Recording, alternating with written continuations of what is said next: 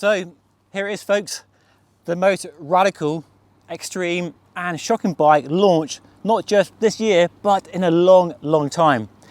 The all new Colnago Y1RS, and this is actually, as you can probably tell from the stripes, Tadej Pogacar's actual race bike, because I'm here in Benidorm at the team's hotel where I paid to come myself to see the bike for the first time and see the team and Tadej training tomorrow. So today, let me give you a tour around the bike and my reaction to it, and then we'll speak to the designers and engineers later in the video about how and why it looks the way it does, because the looks are very divisive. The bike's been out on the internet for a few hours since it launched, and I've been with the bike for a few hours now.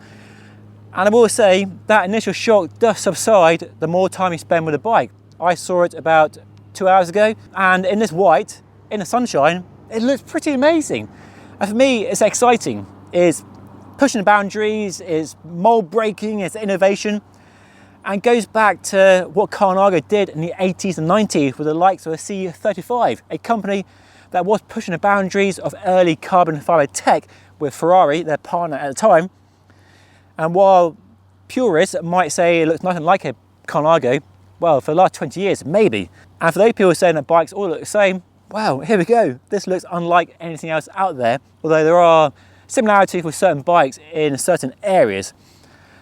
So this is a new aero bike designed to be as fast as possible, unashamedly aerodynamic, but trying to be comfortable and reasonably lightweight and stiff and nice to ride as well, to not entirely compromise in that pursuit of speed and low drag. And it complements, doesn't replace the V4RS, and it's the first aero bike since the concept was discontinued a good handful of years ago. So let me share some quick aero data before I dive in and give you a walk around tour. They claim in their testing in a wind tunnel with a mannequin at 50 km per hour, so Tadej Pogacar speeds, it saves 20 watts over the V4RS, which is pretty decent. And it's a single 1 watt faster, or more aero, should I say, than its nearest fastest competitor in its testing. But sadly, it doesn't share who that, or what brand that is, or what model that is. So guess it's down below in the comment section. So yeah, what a bike. Definitely broken the internet today, hasn't it, on its launch. So lots to talk about, and where to start. I guess probably at the back of the frame, which is half conventional in terms of how the seat tube element here hugs the rear wheel, and we have the dropped rear stay, so fairly normal there. But then up here, not normal at all. The nearly horizontal level top tube flows down to about there, and then the seat tube comes up to about there, and then we have this seat mast. Because if you had a normal seat tube here, it wouldn't work. Because they curved the seat tube here, you couldn't have that seat post there. Well, you could, but it might look a bit odd. So they moved the seat post forward, which the UCI rules do allow, and there are hints of the Trek Madone Isoflow, but that actually has a seat tube that runs straight up. So the way they've disconnected the seat tube from the seat post is very unconventional indeed. As well, being more aero around this area, this low pressure zone here, they claim this design improves compliance in the saddle as well, because a bike needs to be fast, but if you're not comfortable on a bike, you won't be very fast at all. And then we have a seat mast design with 2 setback options, the internal seat clamp there, and about 1.5 centimeters of adjustment. So definitely a limitation there, as with any seat mast, but you can buy these fairly cheap, it's said, if you want a spare one for whatever need you might need a spare seat mast for. So the back end of the frame, very striking indeed. And then, well, it gets even better. Firstly, the fork. We have this bayonet style where the fork has a sort of structure in front of the head tube, like we've seen on the Factor and the BMC in the past, and allows a very narrow and very deep head tube with really small bearings to really minimise the frontal surface area. And if I come around to the front, you can see how narrow that is compared to any other road bike really.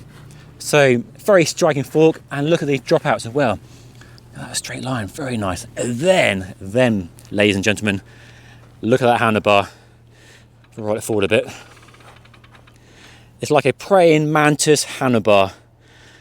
So what they've done is push the handlebar up and away to remove all this sort of obstruction for airflow around the handlebar and this front end to reduce the frontal surface area. It's all about reducing that frontal surface area, put the rider in a very small compact position. So it looks extreme. I rode it up and down the car park just now, and looking down, my goodness me, it takes some getting used to. But when you're looking forward, you don't really notice it, as you would expect, and it feels very normal.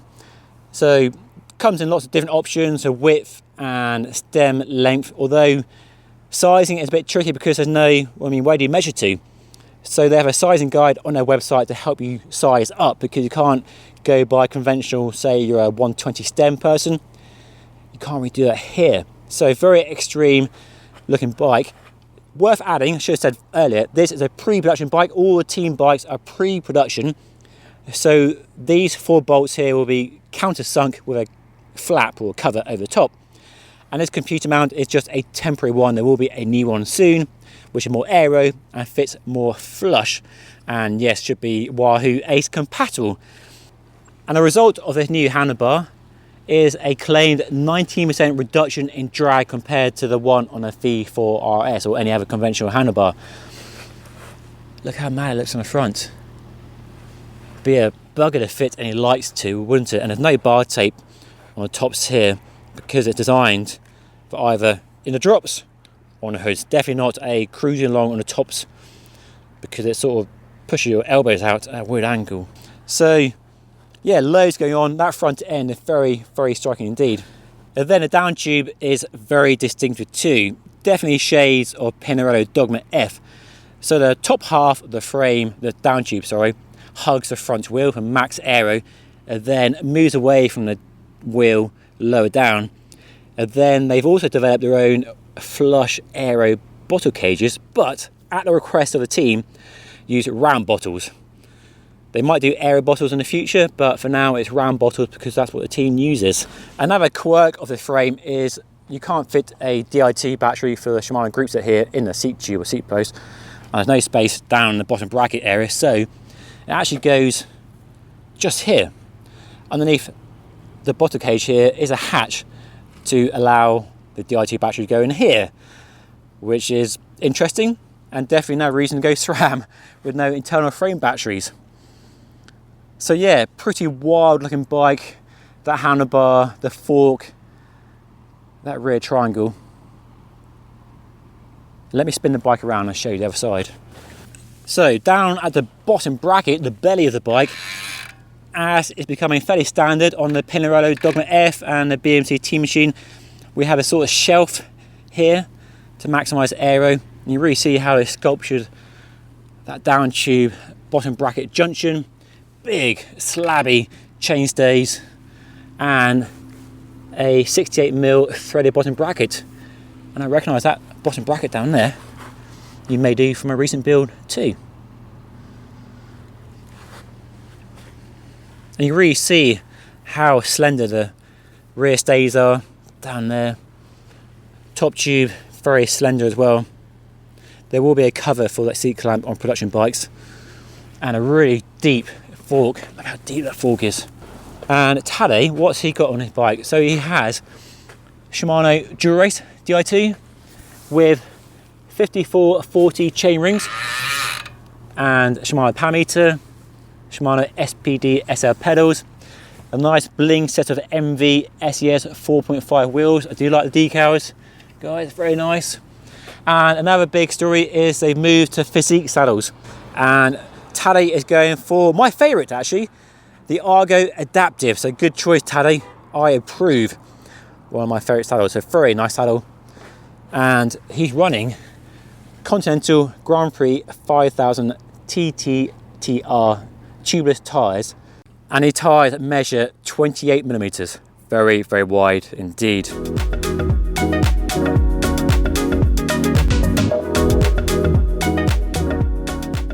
So where did the project start? What's the main brief aim with the new bike? Well, the project started in 2021. We've always been working on an aero bike, but in 2021, the UCI started releasing a new rule set, and we found a way to make a really better bike, not just an aero bike.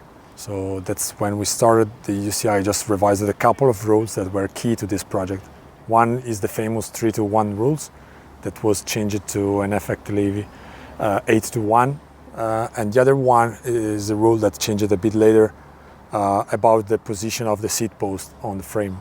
And those two rules allowed us to make a different shape of the bike, and therefore to being able to make an aero bike without all the downside of an aero bike. It's quite surprising that a bike as radical is UCI legal. It's UCI legal, of course. I don't want to call it radical because some of those shapes are already been around for a while. It's different than the others, that's for sure. Especially the area of the seat post here. So can you talk me through that seat post? Where did that come from, I guess? How do you get to that point from nowhere? Yeah, actually, as you know, as you've probably ridden different aero bikes, aero performance is one thing, but then ride quality is another thing. And most of the time, aero bikes has a poor riding quality or bad vertical compliance, and then they are very harsh to ride. So the main goal was, okay, we can make the fastest aero bike out there. We just have to work on the aerodynamic of the bike, but to increase the ride qualities or to enhance the comfort of the bike, we had to work on something else. So the idea was trying to make the rear end of the bike or the seat cluster flexing a bit more than usual without creating some very complex situations like suspension system or open profiles like some of our competitors are doing. So the idea was, let's make the seat post more slacked than usual. It's around 65 degrees instead of the usual 72, 75, and make this area very stiff and make this area here and here a bit softer. So when you apply the loads here with the riders, this area here is flexing more than usual, allowing this area to absorb a lot of the vibration from the road and thus enhancing the comfort. This, of course, wasn't possible with a straight part here because all the forces are applied straight down to the bottom bracket. How's the comfort and ride quality compared to the V4RS? Is it similar or better or worse? I would say pretty similar. It's hard to compare apple to apple because the two frames are very different to each other. Based on the feedback we have, we are very, very close to that, even with much deeper profile here on the fork as well, and in the rear end as well. So that's extreme, and then the handlebars are extreme looking. Well, what's the story there? I'm guessing frontal surface area is a main focus. Yeah, the story on the handlebar is a bit easier because if you want to make an aero bike, you want to optimize the frontal area of the bike. So you want to reduce as much as possible the frontal area exposed to the wind. So one solution is to lower as much as possible the head tube. So why the V-shaped or the Y-shaped handlebar? Because this part here can be as low as it can get. And then to reduce as much as possible the dimension of the tubes. And while it's a bit easier on the fork legs, which are very thin, it's a bit more complex in the head tube because you have bearings there. So the solution was to go with a bayonet fork system, which is very similar to what we have on our time trial bike. Actually, the top bearing is the same we have on our time trial bike, which is the smallest 45 degrees commercially available bearing in the market. The bottom bearing is a very small bearing, a bit bigger than the upper one, and we don't have a steer tube on this bike, so it's not saying complex, but a different approach to the normal fork, where we don't have the steer tube and we have a preload system internally. So it's been a long time since you've had an aero bike. The concept was discontinued 2016. So why an aero bike now? Because it seems like the market or bike brands going aero and lightweight, like the Specialized, Tarmac, Trepidone, and you kept the V4RS, that's not going anywhere. So why launch an aero bike now then? What's the... As I said before, because we were always working on aero bike, but we were never able to release something really better than the V series bike. So we're never launching some bikes just because we have to. We try to make something better than the previous one. We are launching now this one because with the new rules, with this new design, we understand and we know that the bike is better aerodynamic wise than the V4RS. V4RS will stay in our range because it has its own advantage. It's for sure it's lighter than this, so it's a favorite bike for climbing stage for most of the rider, let's say. But yeah, without those rule changes, we were never going to release any aero bike. Okay, that makes sense. And who do you see who's this bike aimed at, I guess? Who's going to buy it, and who on the team would ride it, and when would they ride it? That's a good question. I don't know who's going to buy this bike. We haven't designed this bike with some particular customer in our mind. Actually, we try to make the bike the best possible bike, and I'm pretty sure there are some customers out there that will appreciate the performance of this bike. Speaking about the riders, it's a complex thing. There are some riders that are probably sticking to this bike the whole season. There are some riders that will use the V4 only, just think about the climbers. And there are some riders that will switch between the two bikes. Okay. So it will be an option for them. It depends also on which stages, and it's not a bike to rule them all, let's say. So it's just an opportunity for them. It's been a few hours since the bike actually launched on the internet, and there's been lots of articles and reaction to it. What's your take on the reaction to the bike, and do you worry about the reaction and how people perceive the bike, or when you are designing something as unconventional as this? I take this from another perspective, let's say. I grew up, you probably too, with a super bike of the 90s or even the 80s. I remember the Lotus track bike of Boardman, the Pinarello Spada, all the Colnagos from the past, like a C35, C42 with a Q in the back. So we all grow up with those crazy bikes, let's say super bikes.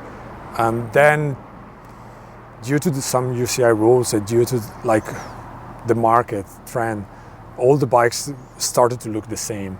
And it's a pity because the brands are not allowed to express themselves as before. And the new bikes, the new generation, the latest generation of bikes, they were lacking of identity. Good or bad, this bike has its own identity. So I wish that other brands are just able to express themselves with the same identity, because there are crazy good designers out there, and we don't all need to make the very same bike with different colors.